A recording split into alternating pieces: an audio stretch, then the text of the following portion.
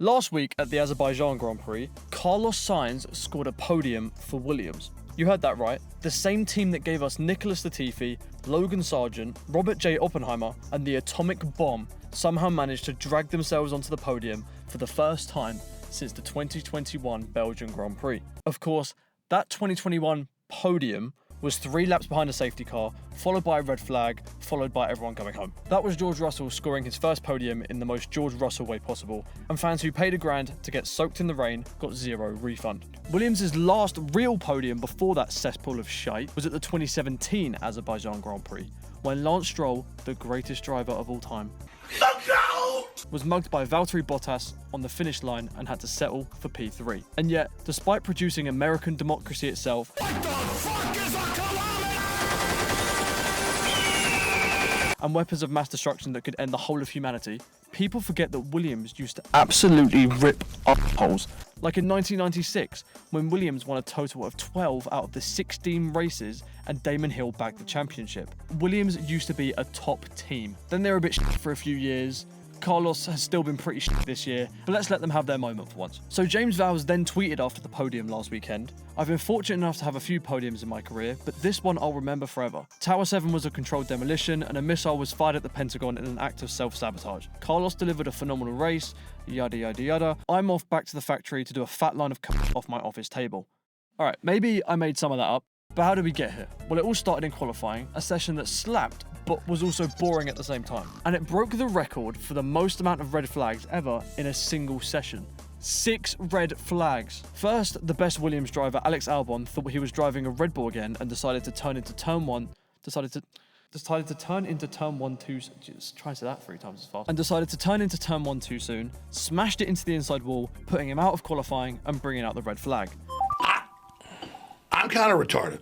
Hulkenberg looked up at turn 4, stuck his nose into the barrier, putting debris all over the track and bringing out, you guessed it, the red flag. Then in Q2, Pierre Gasly got caught out by a bit of wind and went into the runoff area, bringing out the yellow flag. Alright, easy mistake to make, happens all the time. Then his teammate Franco Colapinto sees the yellow flag, but says, fuck it.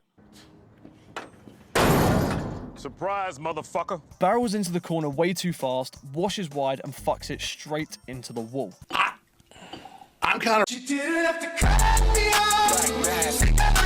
Alpine immediately deported him back to Argentina, stripped him naked in the street and burned him at the stake. Rest in peace, Franco Colapinto.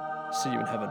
Actually, speaking of heaven, this week I've been seeing a ton of posts about something called the Rapture, which, according to the BBC, is when Christ's followers will be taken up to heaven, while those who do not follow him will be left on earth. Yeah, you heard that right. Christians were about to join Nicholas Latifi, Freedom himself, and Lewis Hamilton's 8th World Championship in heaven. But unfortunately, the 23rd and 24th of September have now passed, where instead of salvation, we get our 4th red flag thanks to Ollie Behrman kissing the wall with his right rear tyre. He said, "It was super windy out there and I just got caught out by it." So, not that I'm keeping score, yes I am, but that's wind for F1 drivers 0. And that gets us into Q3. Hamilton eliminated in Q2, so Charles Leclerc is Ferrari's last hope. If you couldn't tell by the fact that the commentary was glazing him for his Baku record every 5 fucking minutes. But then, qualifying gets sent into the 4th dimension by some light drizzle. The track is getting wet.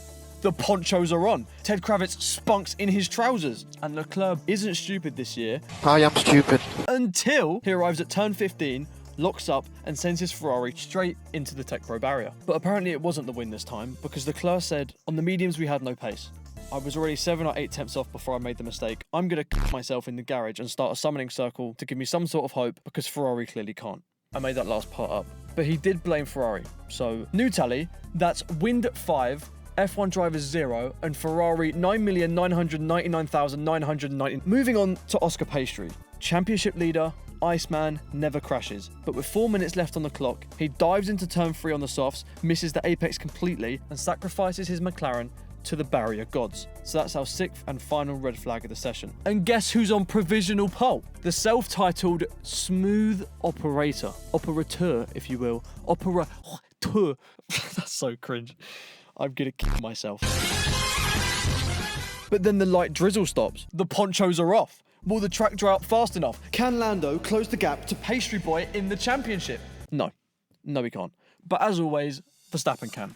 Let's get onto the race, because instead of the usual celebrities pretending to be interested in F1 on the grid, F1, family fun. we had a celebrity in the paddock. No, it wasn't Michael Massey. It was the paddock cat. Look at him.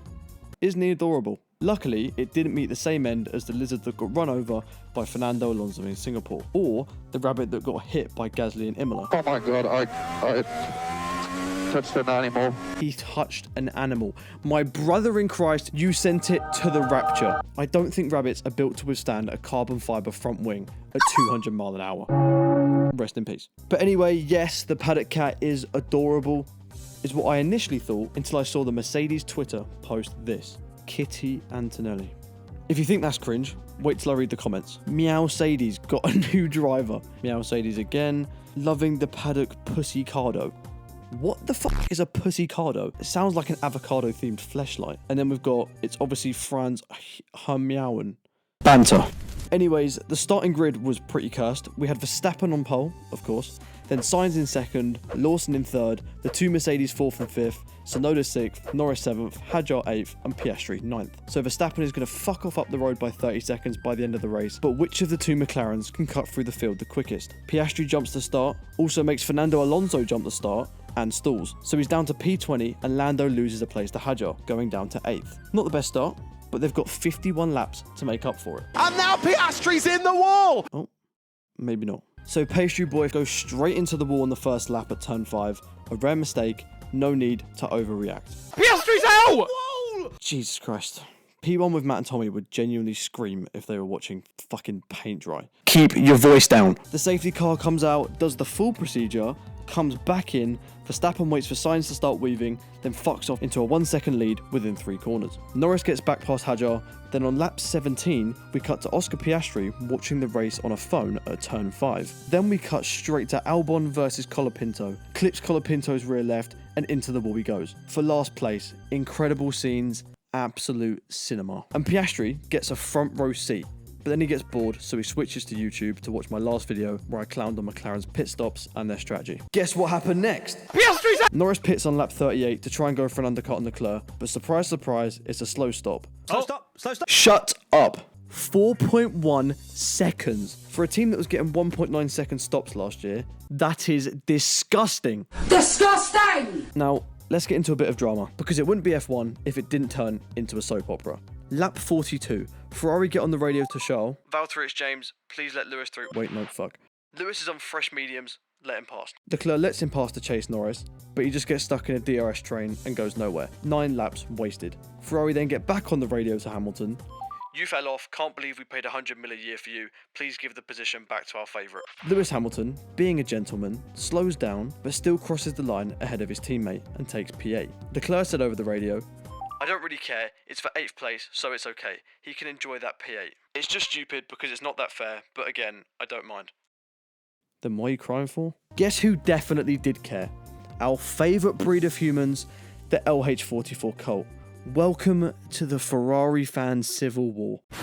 He can enjoy that P8. Okay man, go enjoy your 8-win F1 career. He can enjoy that P8. Snake move on the radio. Just imagine what he says and does when the radio isn't on. By the way, he never gave the position back in China. He wants rules for thee, but not for me. Charles Leclerc hypocrisy is showing. No wonder the team can't win anything. Can we bring back Mercedes? 1644 sucks ass. If Lewis decided to give 5 of his wins to each driver on the grid, he'd still have 10 left, which is more than Leclerc's tally.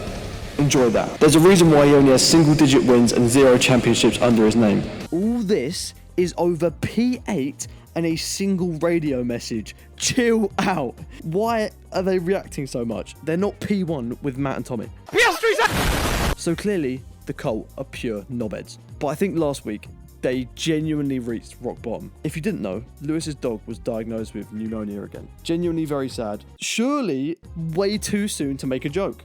Wrong. I'm not laughing at the joke. I'm laughing at how fucking stupid this is. Hold on. They genuinely tweeted, God take Roscoe's pain and suffering, double it, and give it to Charles Leclerc. What is wrong with you people? Yes, I've joked about 9/11 and the Holocaust and Israel, but I never got a dog involved because your mum hasn't been in the F1 paddock yet.